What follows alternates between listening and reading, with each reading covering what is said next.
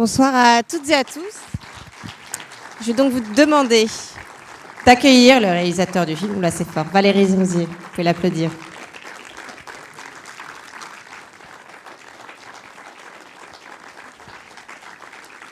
J'en ai un ici. J'en ai un ici. Est-ce qu'on peut demander à l'équipe de venir sur scène ? Oui, bien sûr, bien sûr.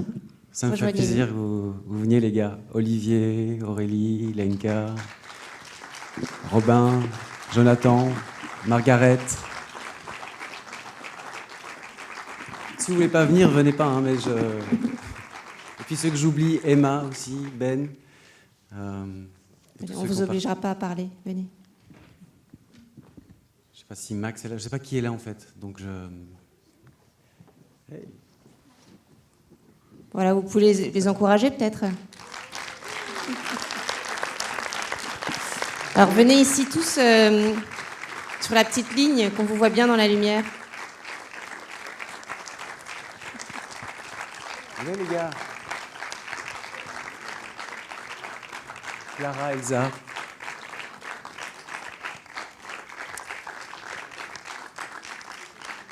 Naïs. Voilà une belle équipe. Bravo à vous toutes et tous. En plus, vous avez expliqué au début du film que ça avait été un tournage avec plein d'aventures, oui, et de circonvolutions. Mais la première question que j'ai envie de vous poser, Valérie, c'est vous avez expliqué que vous aviez une conversation téléphonique avec une amie d'enfance, vous aviez envie d'aller voir les sirènes à Madagascar, mais comment est-ce qu'on passe des sirènes à l'histoire de Macha et Franco ? Comment est-ce que tout ça a pris forme une fois que vous étiez là-bas et que l'inspiration était là ? C'est vraiment un film qui s'est fait en le faisant, quoi. Qui s'est écrit en le faisant. C'est-à-dire que en fonction des gens qu'on rencontrait, le film se réécrivait à chaque fois. Par exemple, il y avait notre assistant. J'ai donné des cours de cinéma dans une école d'hôtellerie là-bas. Et en fait, en les rencontrant et en parlant avec les élèves de l'école, il y en a certains qui sont devenus comédiens du film, comme Franco, par exemple, et certains plus petits rôles. Il y avait notre assistant qui connaissait une femme, une Belge incroyable, qui a une fondation pour protéger les requins-baleines là-bas. Donc on a été la voir en repérage. Et puis c'est devenu une évidence qu'en fait il fallait intégrer ça au film. Et le film s'est vraiment construit. On était 3 fois à Madagascar. Et à chaque fois, on tournait, on montait, on réécrivait un peu le film, on repartait là-bas. Et le film s'est vraiment fabriqué et écrit. C'est écrit en le faisant, quoi. Et c'est devenu à un moment donné une évidence que ce film allait parler de déni de deuil et de la difficulté d'entamer un deuil. Une des choses qu'il y a dans le film, c'est que Macha arrive sur l'île, elle vient d'Occident, avec peut-être un rapport à la spiritualité qui n'est pas très déployé. Est-ce que c'est important pour vous qu'il y ait ce personnage qui arrive là et qui soit assez fermé quand elle arrive, en tout cas à tout ce qu'elle va pouvoir découvrir ? Oui, c'était important pour Farelia et moi que l'invisible prenne de l'importance dans le film, mais surtout que ce soit par un premier contact avec l'invisible qui n'était pas voulu, qu'en fait les personnages grandissent un peu. On a le sentiment que ce soit Macha ou Franco, ils entendent des voix à l'extérieur parce qu'en fait ils n'entendent pas les voix qui sont à l'intérieur d'eux. Donc finalement c'est l'extérieur qui vient les rappeler. Oui, oui, c'est très bien dit. Je ne pourrais pas le dire mieux. Et Macha vient aussi, alors on se dit qu'elle vient pour oublier quelque chose, sauf qu'en fait le problème de Macha, comme celui de Franco d'ailleurs, c'est justement qu'ils essaient d'oublier quelque chose qu'ils ne doivent pas oublier. En fait, il y a l'idée que pour faire le deuil de quelque chose, il faut constater son absence. Et pour constater l'absence de quelque chose, il faut que ça ait été présent pour nous. Et nos deux personnages, en fait, ne reconnaissent pas l'existence de certains êtres. Et en ne leur reconnaissant pas cette existence, le deuil n'est pas possible qu'ils ne reconnaissent pas l'absence de ceci. Et tout doucement, vous l'avez vu dans le film, mais ils vont accepter l'existence des absents.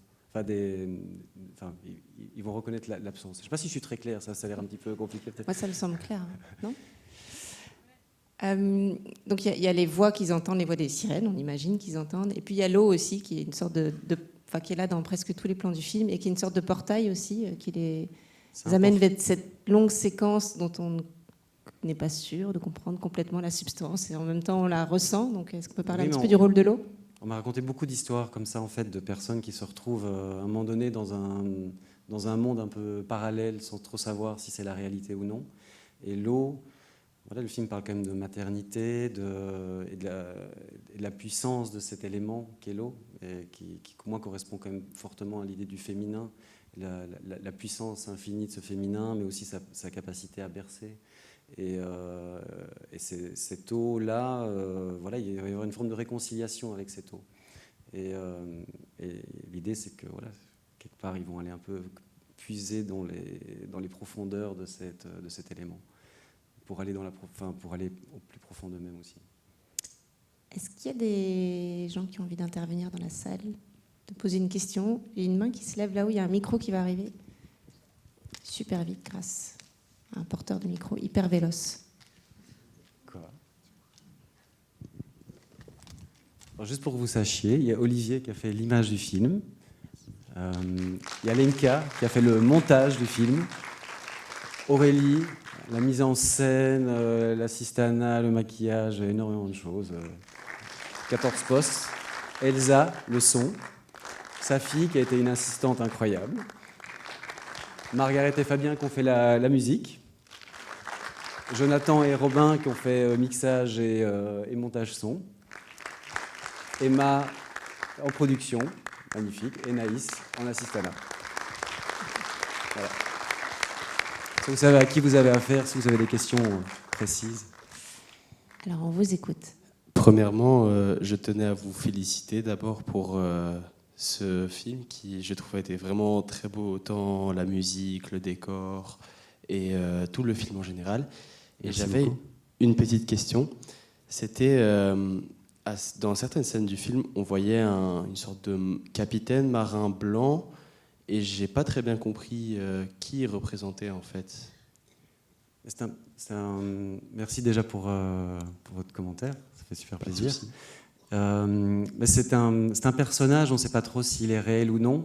Et, il arrive, on le revoit au fil. En fait, nos deux personnages les croisent, le croisent, et puis le recroisent encore dans la cérémonie que vous avez vue sur l'île, qui est une shumba. Ça s'appelle, c'est les cérémonies où les esprits viennent communiquer à travers le corps des vivants.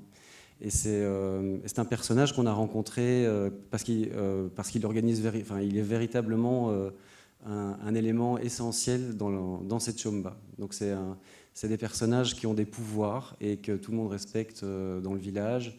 Et voilà, je voulais qu'il soit. On ne savait pas trop s'il était là ou non, mais qu'il soit un premier pas pour mes deux personnages pour aller vers l'invisible. Voilà, c'est ça qu'il représente. Et en fait, il est toujours habillé en marin comme ça. C'est même pas moi qui lui ai demandé de s'habiller comme ça pour le film. Il est venu arriver comme ça. Donc voilà, c'est un peu la magie.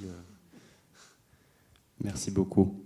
Merci. Est-ce qu'il y a une autre intervention ou une autre question? Quelqu'un qui a envie de partager quelque chose? En attendant que quelqu'un ait peut-être envie de participer, moi j'ai une question par rapport à l'eau justement. Donc on est sous l'eau, on est sur l'eau, on est au ras de l'eau, on la voit au loin, elle est là tout le temps. Peut-être que Olivier pourra répondre, mais comment est-ce qu'on filme l'eau et comment est-ce qu'on en fait un personnage du film? J'imagine que c'est un peu un défi technique. Donc, En fait, les plans sous-marins, on a appelé une équipe spécialisée. Forcément, je n'allais pas me noyer à essayer. Donc en fait, c'est une équipe locale qui est spécialisée en prise de vue sous-marine pour des documentaires et d'autres projets du genre. Donc eux nous ont accompagnés pour ces séquences. Après, c'est évident qu'on a beaucoup tourné à la fois au-dessus de l'eau, sous l'eau. Donc en fait, c'est sûr que ça a un impact sur le rythme des journées et aussi simplement sur le ressenti qu'on a à un moment. C'est vrai qu'on n'a pas du tout l'habitude dans nos contrées d'être autant en contact de l'eau. Et c'est vrai que cette île qui s'appelle Nosy Be est totalement construite et orientée autour de cet élément. Donc c'est vrai que le lien avec la thématique du film était assez évident. Et au niveau technique, c'est pas simple, tout rouille. et on voit beaucoup l'eau, mais on l'entend beaucoup aussi. On est immergé, c'est le cas de le dire, aussi à tous les égards dans le film. Oui, mais il y a l'eau, il y a les voix qui viennent de l'eau. Puis en son, on a aussi dû réfléchir à une fois qu'on est sous l'eau, qu'est-ce qu'on entend? Est-ce qu'on crée quelque chose de réaliste ou est-ce qu'on entend quand même des formes de respiration sous l'eau? Je ne sais pas si tu veux répondre sur le son de l'eau, Jonathan ou Robin. Vous n'avez pas l'air hyper... Est-ce que tu es inspiré pour avoir une réponse? Non, peut-être pas. Voilà. Mais, voilà, en tout cas, il y a une expérience sensorielle via l'élément qui est l'eau qui est très présente tout au long du film. C'était le but qu'on se sente immergé. Voilà. Donc, que ce soit en image ou en son, on a essayé de vous immerger un petit peu dans l'eau. J'espère que ça a fonctionné. Vous avez parlé un petit peu de Franco qui était arrivé un petit peu par hasard finalement sur le film. Est-ce que vous pouvez parler du casting un petit peu, comment vous l'avez conçu? Il y a d'abord Mara Taquin, qui est une actrice belge complètement géniale, qui a accepté de venir faire ce projet. Je lui en ai parlé en 3 mots et voilà, elle s'est lancée. Elle est venue plusieurs fois à Madagascar et c'est une fille qui est complètement incroyable. Je ne sais pas s'il y a des réalisateurs dans la salle, mais elle participe, elle se donne énormément et elle participe même à la mise en scène. Enfin voilà, c'est quelqu'un qui est vraiment là. Et c'était assez magique d'avoir une femme de cette pointure et pour porter le film. Franco, il est arrivé un peu par hasard, c'est-à-dire qu'au départ, ça devait être un autre personnage, un autre élève de l'école d'hôtellerie, mais voilà, ça s'est mal, voilà, ça n'a plus pu se faire à cause de l'école au début, donc voilà, on l'a trouvé un peu. On a refait des castings en début de tournage, et puis Franco est arrivé. Il est arrivé par hasard, comme ça arrive. Les gens disent toujours, je ne suis pas venu au casting, mais il est venu accompagner quelqu'un. Et finalement, on lui a dit, mais est-ce que tu ne veux pas venir aussi faire le casting? Et finalement, voilà, il est dans le film. Son père, c'est son vrai père. Sa belle-mère, c'est sa mère, en fait. Donc c'était très dur pour sa mère de devoir jouer le rejet de son fils. Et pour son père aussi, c'est des gens adorables. Donc c'était un petit peu compliqué pour eux d'avoir cette attitude aussi violente à l'égard de leur fils. Mais voilà, ils ont été assez super. Et puis il y a Maximilien, mais je ne sais pas s'il est là, qui a accepté aussi, sans le rencontrer. Je l'ai appelé depuis là-bas. Et je lui ai dit, est-ce que tu veux jouer le compagnon de Mara? Et il s'est prêté au jeu. Voilà. Est-ce que quelqu'un veut intervenir? Vous parliez de films qui se fait... il faut suivre le courant pour se laisser écrire et se laisser construire. Est-ce que vous avez des moments particuliers qui vous viennent à l'esprit, que vous avez envie de partager, d'un moment qui n'était pas anticipé et qui a fini par changer la trajectoire du film? Je ne sais pas. J'ai une histoire avec... Au début du film, il y a Jean-Jacques Goldman. Je ne sais pas si vous avez... Il y a Envole-moi de Jean-Jacques Goldman. Bon, moi, je suis un fou amoureux de Jean-Jacques Goldman. Et donc au début du film, on ne savait pas très bien quelle chanson ils allaient chanter en karaoké. Donc j'ai appelé mon amie Pauline, qui s'occupe un peu des droits, enfin de placer des chansons sur les films. Et je lui ai dit, mais est-ce qu'il y a une chanson qui n'est pas trop chère, qui pourrait chanter? Et on était parti. En fait, j'avais entendu Stevio, qui est le conducteur de Tuk Tuk, et qui chantait Et tu danses avec lui de C. Jérôme. Et tu danses avec lui. Et je trouvais ça tellement génial que je voulais avoir les droits de cette chanson. Et en fait, c'est très compliqué parce que Didier Barbelivien l'a écrite. Alors j'ai dit, mais si on essayait Jean-Jacques Goldman, parce que je sais qu'il est sympa, j'ai entendu sur un autre film, c'est quelqu'un de bien. Et il m'a dit, mais t'es fou, c'est dans 4 jours, on n'aura jamais les droits de Jean-Jacques Goldman et ça va coûter une fortune. Et on s'est dit, on va quand même essayer. Donc je lui ai écrit une petite lettre entre 2 prises. Je lui ai envoyé à ma pote, qui l'a transféré à Jean-Jacques Goldman en se disant, on espère que ça... Et 2 jours plus tard, entre 2 prises, j'étais sur la plage et je reçois un message de mon amie Pauline qui me dit « Je n'en reviens pas. Jean-Jacques Goldman a dit oui. Il t'offre les droits de sa chanson. » Et bon, j'ai commencé à pleurer sur la plage. Et elle m'a dit « Et ce n'est pas tout. Il me dit de te transmettre ce mot, je veux quand même vous le dire. La tendresse est irrésistible. » Voilà. Alors, que mon idole de jeunesse me dise la tendresse est irrésistible. Oui, on peut applaudir Jean-Jacques. Hein. Et puisqu'on parle de musique, est-ce qu'on peut parler aussi peut-être de la musique originale? Il y a des moments dans le film où la tension est assez forte, on est presque dans une atmosphère fantastique, notamment grâce à la musique. Est-ce qu'on peut parler un petit peu la place de la musique ça est primordiale et j'ai eu tellement de chance que Margaret et Fabien acceptent de faire la musique. Vous voulez dire un petit mot sur la musique? Bonsoir. Alors, Valérie m'a fait regarder son film. La musique, c'est toujours en dernier lieu, en fait, quand tout le film est fait. Et donc, il m'a fait regarder son film et ça m'a fort émue, déjà. enfin, on l'a regardé ensemble avec Fabien, et il fallait faire la musique très vite. Voilà, c'était ici, maintenant. Donc on a réfléchi et en fait on a décidé de utiliser l'eau comme imaginaire pour que l'eau soit représentée de manière émotive et sensorielle pour le public. Donc on a vraiment utilisé beaucoup de bases de sons qui nous faisaient penser au son aquatique, la harpe surtout qui est modifiée. Ça c'est Fabien qui peut vous parler des choses plus techniques. Et donc on avait vraiment pris le parti d'utiliser cet élément-là comme un vrai personnage. Donc en fait la musique devient un personnage et devient quelque chose qu'on peut ressentir et qu'on peut voir apparaître comme tout ce qui est un petit peu extra réel et ce qu'on ne voit pas. Donc ça c'est vraiment le rôle de la musique qu'on a voulu dans ce film. La musique est déjà comme ça, c'est quelque chose que chacun peut ressentir sans vraiment voir des choses.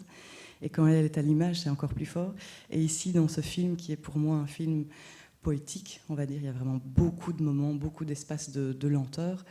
Il y a un grand espace aussi pour cet imaginaire-là et pour occuper aussi cet imaginaire-là et que ça puisse parler de manière hyper profonde pour chacun. Donc c'est vraiment ça qu'on a voulu exprimer avec la musique. Alors techniquement, il y a des outils évidemment. On utilise la harpe, les instruments comme les violons et tout ça. Et aussi beaucoup de techniques modulaires, donc ça c'est Fabien qui fait. Il transforme les sons, donc du coup les sons que vous entendez, on peut presque plus les identifier comme des instruments réels, donc ils appartiennent plutôt à un monde pas vraiment réel ou clairement comme ça. Et du coup ça donne une sensation de flottement comme ça. Voilà. Je sais pas si tu vas ajouter quelque chose. Voilà, merci. J'espère que ça vous a plu. J'ai peut-être juste une dernière petite question pour vous, Valérie. Avec ce projet, on sent qu'il a beaucoup bougé, voyagé au fil de l'eau, etc. C'était quoi le plus grand défi pour vous avec ce film ? Il y en a eu tellement des défis. C'est déjà d'arriver ce soir face à vous et on l'a fait. Donc merci à tous. Vous avez été formidables tous. Vous êtes accrochés et on l'a fait ce film. Oui, ce film, c'était un des plus grands défis, c'était que qu'on a fait ce film ensemble avec Farelia, et c'était qu'il nous ressemble et que ce soit notre petit bébé à tous les deux. Et c'est notre petit bébé à tous les deux. Alors j'ai deux petites choses à rajouter avant qu'on ne se quitte. La première, c'est que je pense que le film sera montré à nouveau ici au Cinéma Palace. Alors j'ai pas les dates en tête, mais vous pouvez regarder sur le site. Je pense que c'est dans le cadre des Sunscreens. Je pense qu'il y a en tout cas au moins une vision. Je crois qu'il va être diffusé tout l'été ici voilà. au Palace. Donc allez voir sur le site du Palace ou demandez à l'accueil. Le film sera remontré. Parlez-en autour de vous. Pour le revoir, bien sûr. Pour le revoir ou encourager vos proches, vos amis à venir le découvrir. Et alors vous avez reçu aussi sûrement des bulletins de vote pour le prix du public. Donc n'hésitez pas à vous exprimer. Merci beaucoup à vous toutes et tous. Et j'imagine que tout le monde peut se retrouver sous le chapiteau du festival pour fêter tout ça. Merci beaucoup. Bonne soirée. Merci beaucoup.